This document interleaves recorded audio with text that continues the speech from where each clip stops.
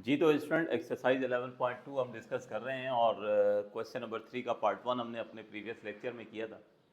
Tangent law की मदद से हमने ट्राइंगल को सॉल्व करना सीखा था और ये उसी का हम जो है वो पार्ट 2 करने जा रहे हैं। और इसमें भी हमें कुछ इन्फॉर्मेशन गिवन है, दो साइड्स गिवन है बी और सी, और अल्फ़ा गिवन है हमें 75 डिग्री, और हमें ट्राइंगल को सॉल्व करना है, यानी ट्राइंगल में जो अननोन है। ठीक है, ओवरऑल आपको बताया था कि 6 चीज़ें होती हैं, 3 एंगल होते हैं और 3 साइड्स होती हैं। तो हाफ इन्फॉर्मेशन हमें दे दी गई है, साइड बी और सी दे दी गई है और अल्फा दे दिया गया, और रिमेनिंग 3 अननोन जो है वो हमें फाइंड आउट करने हैं। तो सबसे पहले फिगर बना लेते हैं। तो ये ट्राइंगल मैंने आपके सामने जो है वो ड्रॉ कर लिया। वर्टिसेस हैं इसके ए बी और सी। तो वर्टेक्स ए के सामने जो साइड है उसे ए से रिप्रेजेंट करेंगे, जो इस वक्त अननोन है। ये देख लें, हमें बी और सी के मैंने। वर्टेक्स बी के सामने जो साइड है उसे बी से रिप्रेजेंट करेंगे, जो इस वक्त 39 गिवन है। वर्टेक्स सी के सामने जो साइड है वो 35 है, और एक अल्फ़ा में गिवन है 75 डिग्री। इसका मतलब ये हुआ कि एक हमारे पास यहाँ पर बीटा जो है वो अननोन है, और एक जो है वो गैमा अननोन है।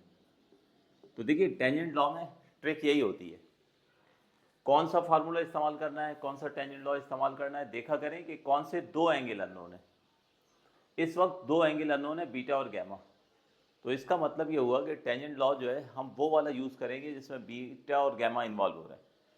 जो तरतीब से अगर आप देखेंगे तो जो सेकंड टेंजेंट लॉ है वो हम इस्तेमाल करेंगे। पहले वाला जो था, फर्स्ट हमारे पास जो था वो उसमें अल्फ़ा और बीटा था, दूसरे में बीटा और गैमा था, तीसरे में गैमा और अल्फ़ा था। तो इसका मतलब ये हुआ कि बीटा और गैमा वाला यानी सेकंड टेंजेंट लॉ हम इस वक्त इस्तेमाल कर रहे हैं। तो मैं सबसे पहले यहाँ पर टेंजेंट लॉ जो है वो लिख देता हूँ, या टेंजेंट लॉ आगे चल के भी हम लिख सकते हैं जब उसमें वैल्यू जो है वो पुट करनी होगी बीटा और गैमा वाली। तो हम ये भी कर सकते हैं कि यहाँ पर पहले जो है, आपको याद होगा प्रीवियस पार्ट में हमने फर्स्ट ऑफ ऑल क्या किया था कि वो थ्योरम इस्तेमाल करते हैं, alpha plus beta plus gamma equals to 180 degree. तो वहीं से पता कर लेते हैं, और बाद में जब टेंजेंट लॉ में पुट करना होगा तो उस वक्त टेंजेंट लॉ को एक दफ़ा एक्सप्रेस कर लेंगे। तो we know that in any triangle alpha plus beta plus gamma 180 degree. अब आप देखें यहाँ पे अल्फा की वैल्यू है हमारे पास, वो मैं पुट कर देता हूँ। अल्फा की वैल्यू है 75 डिग्री। तो ये हो गया हमारे पास 75 degree plus beta plus gamma equals to 180 degree.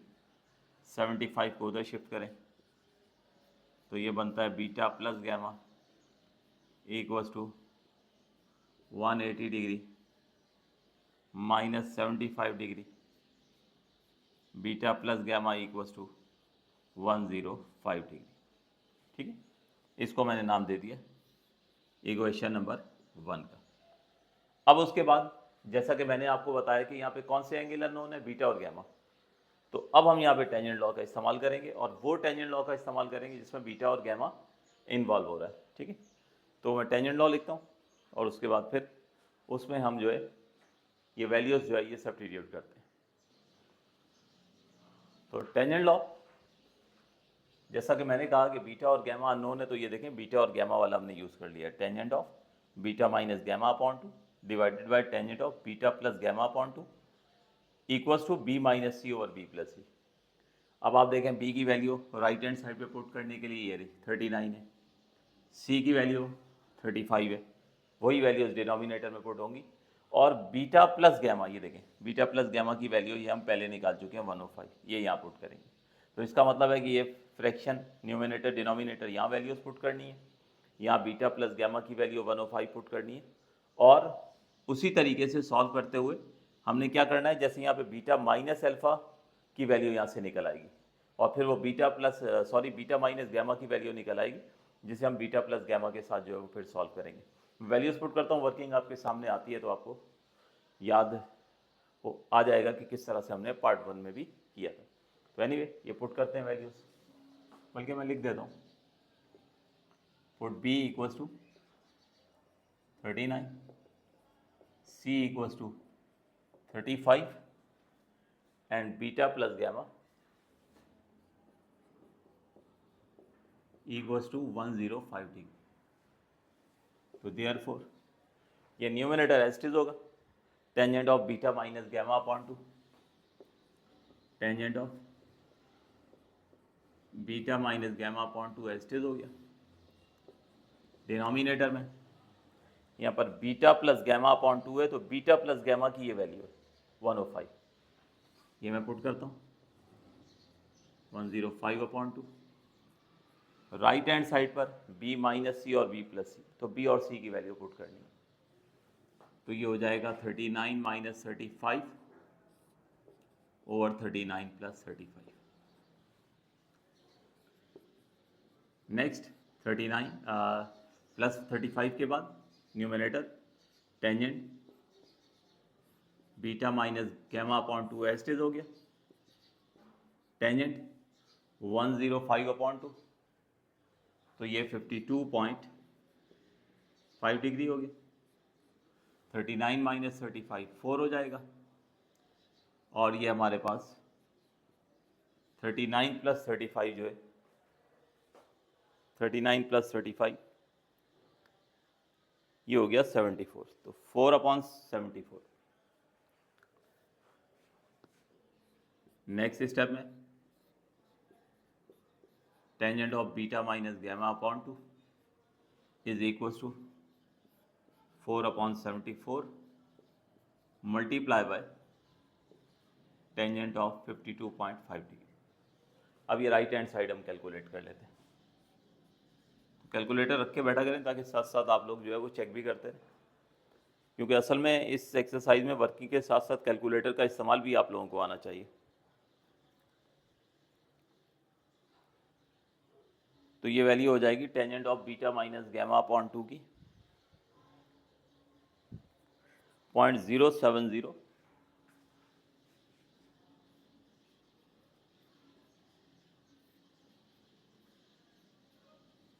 0.7 बल्कि 0.070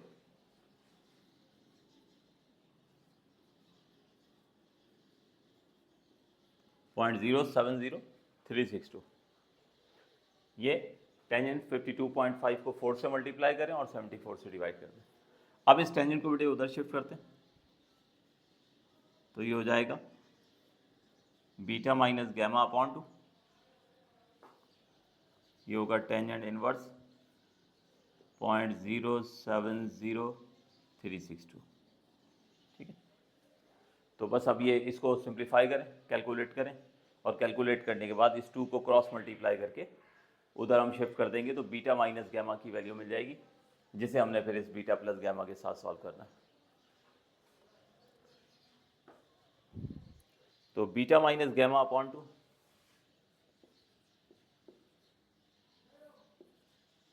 बीटा माइनस गैमा अपॉन 2 ये हो जाएगा 4.0248 4.0248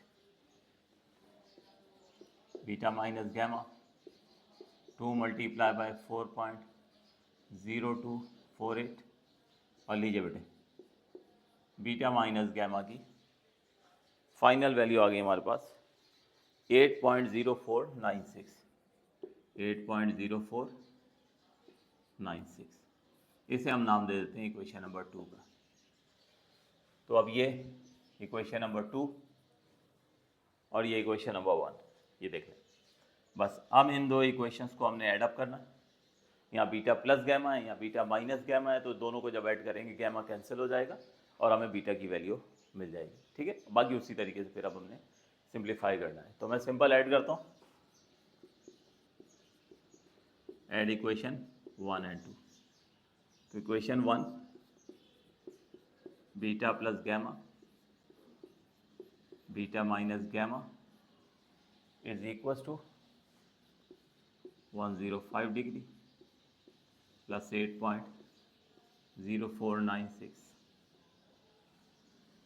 bracket open, beta plus gamma beta minus gamma is equal to 113.0496 degree. तो यहाँ पर गैमा से गैमा कैंसिल हो गया, 2 बीटा 113.0496 डिग्री। अब यहाँ से 2 को क्रॉस मल्टीप्लाई करें,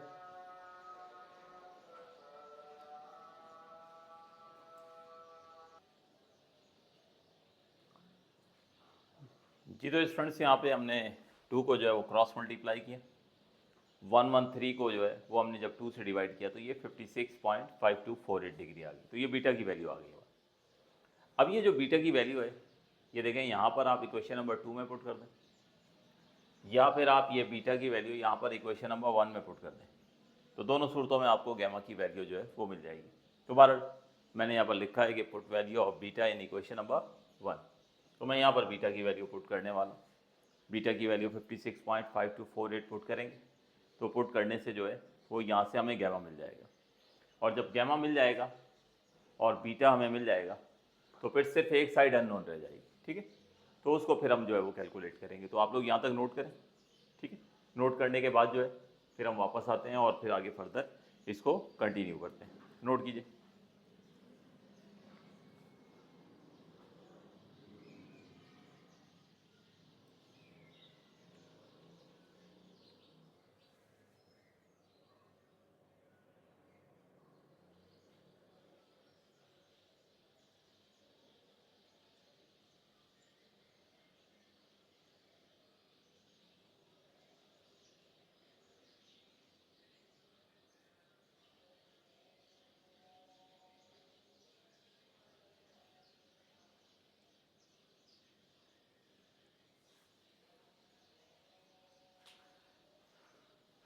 ठीक है स्टूडेंट, होप सो आप लोगों ने नोट कर लिया होगा, और अगर नोट नहीं किया होगा तो आप वीडियो को पॉज करके जो है इसको नोट डाउन कर लीजिएगा, फिर आगे बढ़िएगा, ताकि साथ साथ मेरे आप चलते रहेंगे तो आपके लिए क्वेश्चन जो है वो समझना आसान हो जाएगा।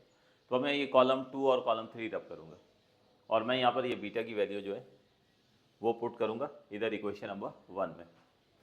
तो इसको मैं पुट करके कंप्लीट करता हूँ।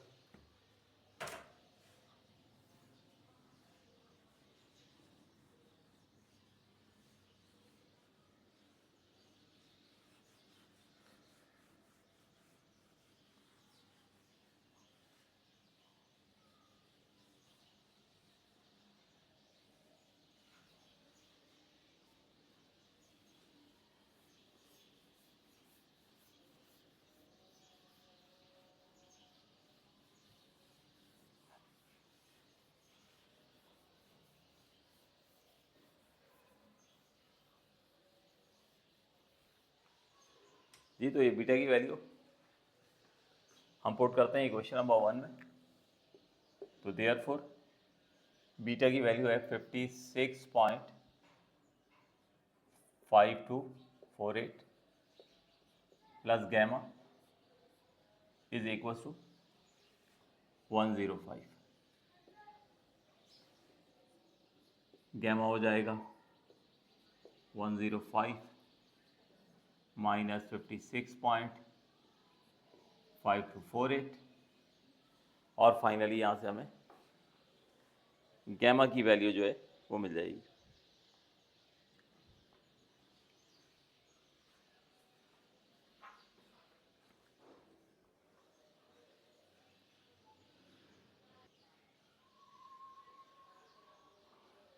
तो 105 में से जब हम 56.5248 को हमने लेस किया तो ये गैमा की वैल्यू आ गई। तो इस तरह ये स्टूडेंट देख लें आप कि दोनों जो अननोन एंगल थे वो हमें मिल गए। बीटा की वैल्यू है 56 अराउंड, ठीक है, और गैमा की वैल्यू जो है वो 48.4752। तो ये दोनों अननोन एंगल मिल गए। अब सिर्फ अगर अननोन है तो वो क्या है, हमारे पास साइड ए है। तो अभी आखिर में हम साइड ए जो है वो फाइंड आउट करेंगे, और साइन लॉ की मदद से जो है वो मैं ए कैलकुलेट कर लूँगा। अब ज़रूरी नहीं है कि आप टेंजेंट लॉ जो है वो आप इस्तेमाल करें, ठीक है। इनिशिएट आपने टेंजेंट लॉ की मदद से करके एंगल्स फाइंड आउट कर लें। तो अब हम साइन लॉ को इस्तेमाल करेंगे।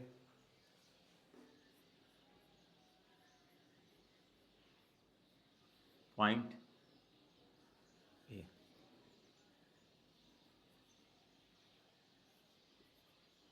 तो using sine law A upon sine alpha is equal to B वाला यूज़ हो सकता है तो बी वाला कर लें, और बी वाला यूज़ ना हो तो आप सी वाला साइन लॉ यूज़ कर लीजिए। तो अब यहाँ पे हम क्रॉस मल्टीप्लाई करते हैं, बी और सी वैसे दोनों अवेलेबल हैं और बीटा भी मिल चुका है, तो इसका मतलब है ए वाला यूज़ हो जाएगा, ए और बी वाला। तो ए जो है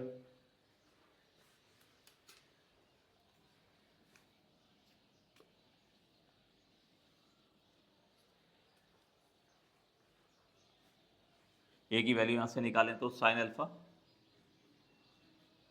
जाके बी से मल्टीप्लाई हो ओवर साइन बीटा। अब बी की वैल्यू, अल्फ़ा की वैल्यू और बीटा की वैल्यू ये सारी हमारे पास है। ये देखिए बी की वैल्यू 39 है, अल्फ़ा की वैल्यू हमारी गिवन थी 75 है, और बीटा जो है वो हम निकाल चुके हैं, वो हम यहाँ पुट कर देते हैं।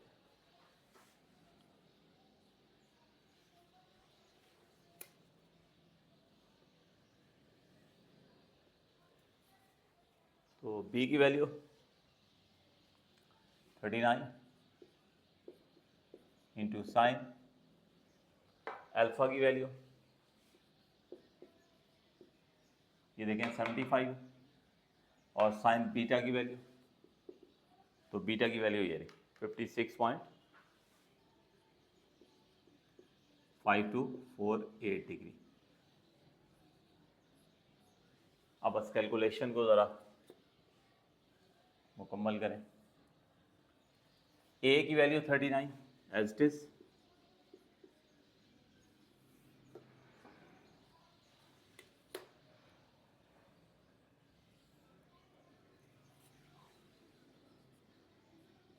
साइन 75 डिग्री 0.9659 और साइन 56.5248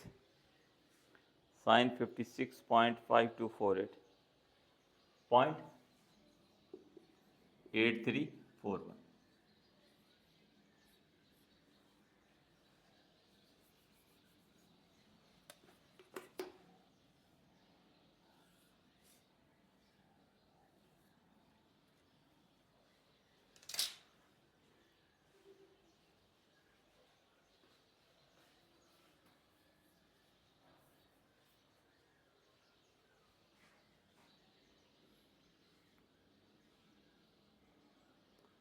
तो ए की वैल्यू आ गई 45.1625।